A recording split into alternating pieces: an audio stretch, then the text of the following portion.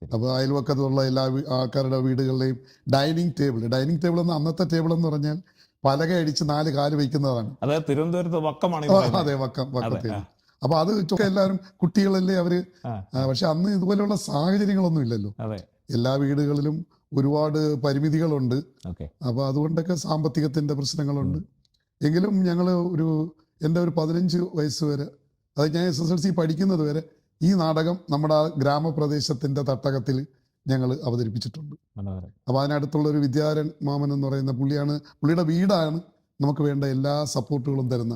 അവിടെ ഒരു ചായ്പുണ്ട്, അതിനകത്താണ് റിഹേഴ്സൽ ചെയ്യുന്നത്. ഓക്കെ, അപ്പോൾ നമ്മുടെ പ്രായക്കാരായ എല്ലാവരും അവിടെ വരികയും രാത്രി മൊത്തം അവിടെ നമ്മളൊരു എൻ്റർടൈൻമെൻ്റ് ആയിട്ട് കാണുകയും പിന്നീട് നാടകങ്ങൾ തുടർച്ചയായിട്ട് അമേച്ചർ നാടകങ്ങൾ, ഒളിച്ചുകളി, കൈനിക്കര കുമാരപിള്ളയുടെ ഒളിച്ചുകളി, അതാണ് മെയിനായിട്ടുള്ളത്. അങ്ങനെയുള്ള ഒരു ശ്രീനാഥിൻ്റെ ഗാന്ധീവം, PI ഇനയത്തിൻ്റെ അങ്ങനെയുള്ള നാടകങ്ങളൊക്കെ കഴിഞ്ഞ് പിന്നീട് ഞങ്ങൾ അങ്ങോട്ട് ഉത്സവ പറമ്പിലോട്ട് പോയി, അമ്പലത്തിലോട്ട്.